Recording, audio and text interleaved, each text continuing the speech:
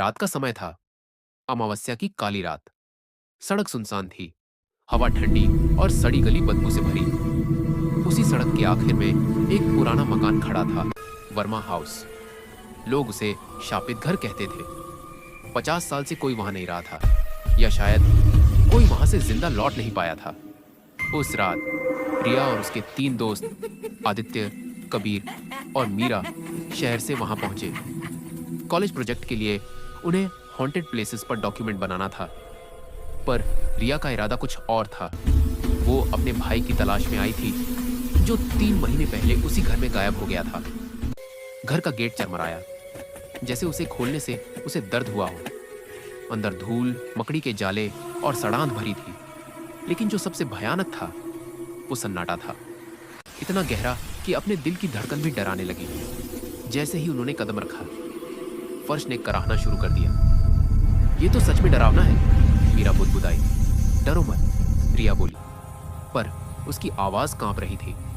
कमरे में पुरानी तस्वीरें टंगी थी, पर उनमें लोगों के चेहरे खुरचे हुए थे, जैसे किसी ने नाखूनों से मिटा दिए हो। अचानक किसी ने धीरे से दरवाजा बंद किया। चारों ने पलटकर देखा। दरवाजा अपने आप बंद था, और फिर ऊपर की मंजिल से धीरे धीरे चलने की आवाजें आने लगी। कबीर ने टॉर्च उठाई, शायद हवा से होगा, पर रिया जानती थी हवा इतनी हमारी जान नहीं चला करती। कदम के साथ सीढ़ियां ऊपर आ गईं। ऊपर एक लंबा गलियारा था, अंधेरा, पर एक कमरे से हल्की सी पीली रोशनी आ रही थी। रिया ने धीरे से दरवाजा खोला। अंदर एक टूटी फूटी मेज थी, और दीवारों पर किसी ने नाखूनों से कुछ लिखा था। उसने टॉर्च से देखा। मत बोलो, वो सुनता है। ये किसने लिखा होगा? मीरा की आवाज फट रही थी। उसी पल पीछे की दीवार से फुसफुसाहट सुनाई दी। रिया वो उसके कितना है क्या? उसने चीखा और दीवार की ओर बढ़ी। पर तभी दीवार हिलने लगी, जैसे कुछ अंदर जिंदा हो। फिर दरार से एक सड़ा हुआ हाथ बाहर निकला और रिया की टॉर्च झपक गई। कबीर ने रिया को खींचा। भागो! पर नीचे का रास्ता गायब था। सीढ़ियां अब कहीं नहीं थी, बस अंधेरा और दीवार।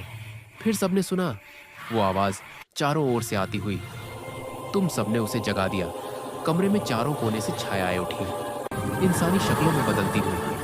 उनके मुंह खुले, पर कोई आवाज नहीं, बस चीखें जो दिमाग में गूंजने लगी। आदित्य ने कैमरा गिरा दिया। स्क्रीन पर कुछ दिखा। रिया दीवार के अंदर खड़ी थी।